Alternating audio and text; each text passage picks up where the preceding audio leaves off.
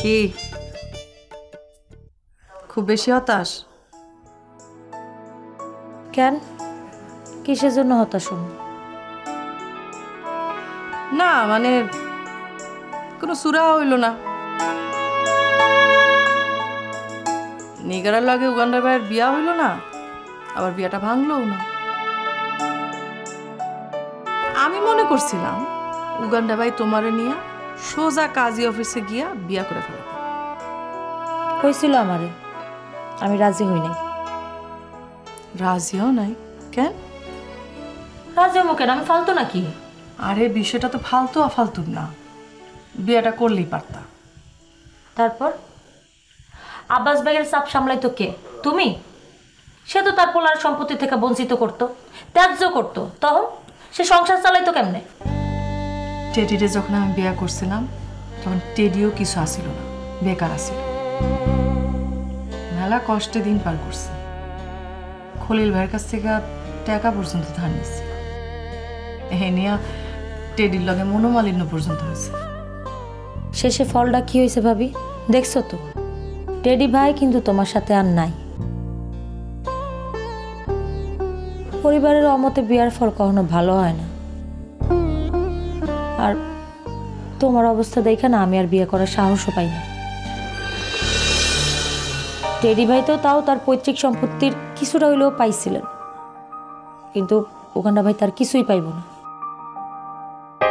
আবার নিজের থেকে কিছু করতে গেল আব্বাস বেগ সেটা করতে দিব। খুব খারাপ অবস্থা হয়ে যাবে উগান্ডা ভাই। এই সমস্ত কিছু হিসাব নিকাশ কইরাই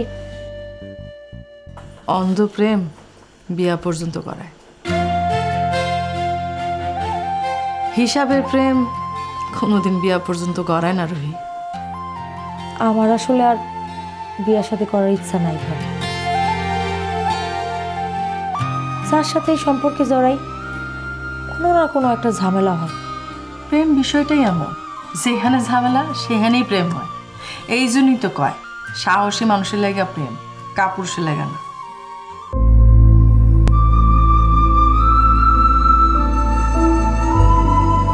Harlan, be a show stealer. Available at Harlan stores.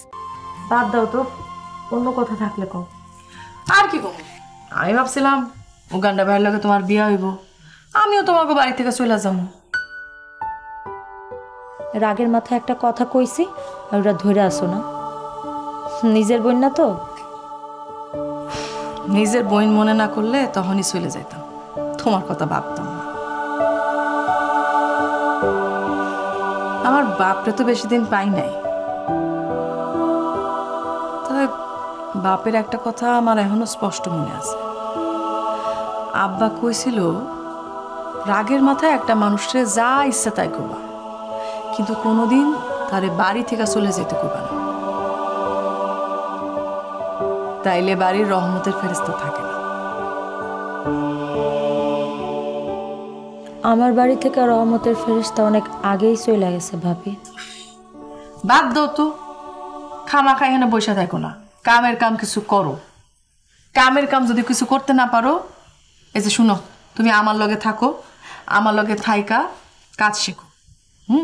এই কাজগুলো শেখো, সামনে নির্বাচনে আমি তোমার মেম্বার পদে খাড়া করাম। আর বোর্ডের খরচ দেব কে? আমারটা কে দিছিল? আমার কি কোনো টাকা পয়সা ছিল? তোমার পিছনে একজন আব্বাস বেগ ছিল, আমার পিছনে তো কেউ নাই। আসিল, অন সেই লোকই সবার আগে আমার জীবন থেকে সরে গেছে। আমার উপর পুরাপুরি নিজের নিয়ন্ত্রণ নিতে চাইছিল, সেটা পারি নাই দেখেই সরে গেছে। অন ভিতরে ভিতরে আমার বিরোধিতা করে, আমার ইচ্ছার বিরুদ্ধে যাত্রার লোকেদের এখানে রিহার্সেল করার পারমিশন দিছে। আবার দিবানন্দিনীরে দিয়া আমারে সাইজ করার চেষ্টা করতেছে। আমি নিজের মতন ওই যে ব্যাটিং করে যাইতেছি, হয়তো 4-6 মারতে পারতেছি না, কিন্তু বল অহনো আমার স্ট্যাম্পে লাগতে দিতেছি না।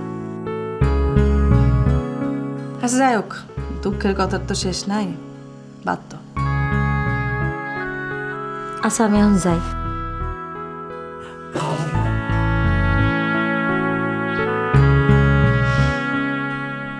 জীবনটা যাইব দেখতেছি মাইনসের উপদেশ দিতে দিতে।